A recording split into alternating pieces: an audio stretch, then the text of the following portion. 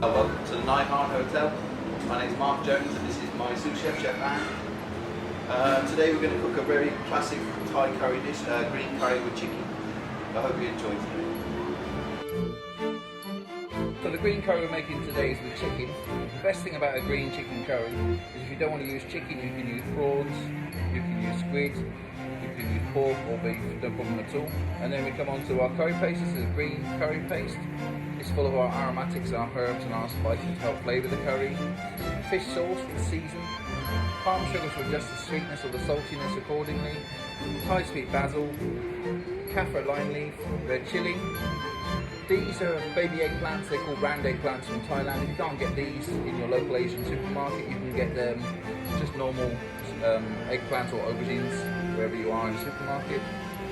Also we've got coconut milk, which adds a creaminess and also used to fry all the meat and the protein in the curry.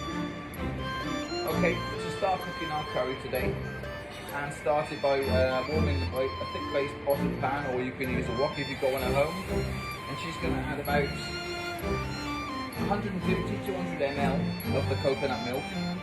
What Anne's looking to do with this is she's going to reduce it down. She's going to reduce it down until you can see the oil releasing from the coconut milk. When she can see the oil releasing from the coconut milk, she's just going to add her green curry paste and her chicken, but we'll go into that as we go along.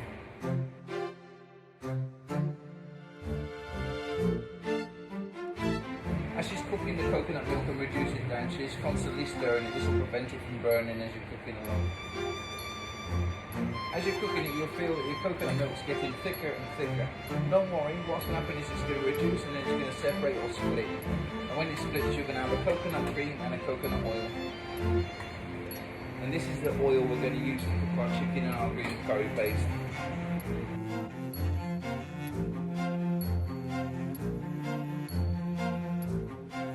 So right now, you're looking at the coconut milk, and it changes colour a little bit. It goes a little bit grey, or like a grey blue, like a duck egg blue, and that's when you start to realise that your coconut milk is ready to use.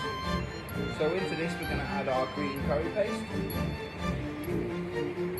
Okay, and what I'm going to do is just going to combine these two together, and we're going to release the aromatics and the flavour of the curry paste, and also we're going to cook a little bit of that spice out. And then when we add our chicken to this after, it's all going to infuse really, really nicely. Really smells lovely in the kitchen today. I can't wait to welcome you here at the Harn.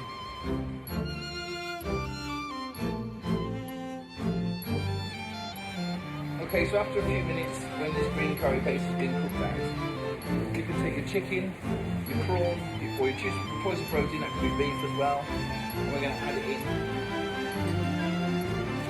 Curry and the coconut milk. So it's a little bit odd, a little bit strange to what most people do. We normally fry our meat off in oil. We are still doing that, but we're doing it with coconut oil naturally found within the milk. So as you're searing the chicken off into the green curry paste and the coconut milk, you'll find that your chicken will turn white. This is telling you that the outside of your chicken breast has been seared. And as soon as it's kind of whitish green all over, we're able to add our coconut milk. Just be careful when you're cooking with the green curry, it's quite aromatic. If you breathe in too much through your nose, it's going to make you cough a little bit. It's just getting me in hand a little bit now. So Anne's going to go in there now with some kaffir lime leaf. This is to brighten, to freshen up the curry as she's cooking it, to release even more aromatics into the curry. So we're going to add about half of our coconut milk. We're going to reserve half of it until after. So what we're going to do is we're going to cook that spice out even further, poach the chicken until it's nice and juicy and succulent, and infuse all those spices. So as we were talking earlier about the eggplants, the best thing, a piece of advice I can say to you when you're cooking at home is to prepare everything in advance. And the little tip is you can cut your eggplants like this. If you cut them in 10-15 minutes in advance, just cover them in a little water, stop them going brown.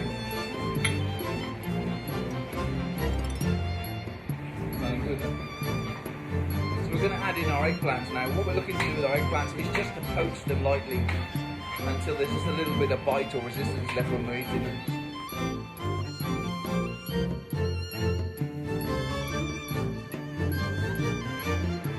of the best things about travelling Asia is the smells and the sights and the sounds. You know, there's food everywhere on every street corner, right?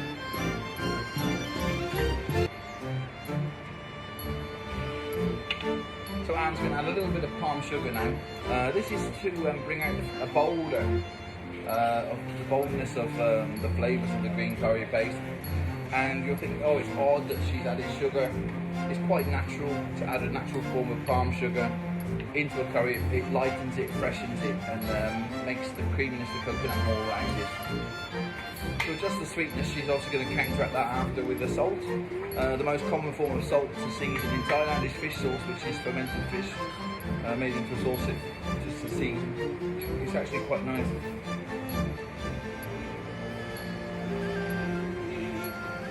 And then what Anne's going to do is she's going to taste it, just to check the seasoning and adjust with this additional coconut milk.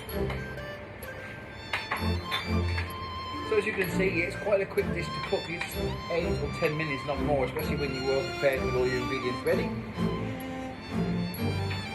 When you've got friends coming round, you can have all of this ready. You can have it all prepared and cook it fresh when they come.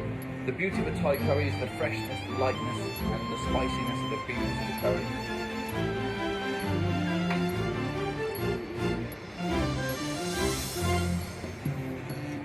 So Anne's going in now with that last little bit of red chilli. It's going to be cooked for just a few minutes.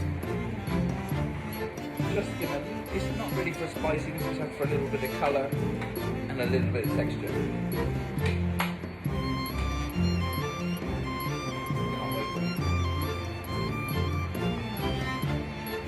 Finally, just one last aromatic is Thai sweet basil. It's a little bit similar, halfway between Italian basil and tarragon together. Adds a little bit of aniseed to the flavour of the curry.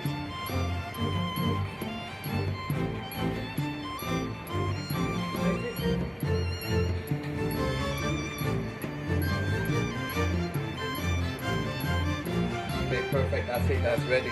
So we'll start to plate it, shall we?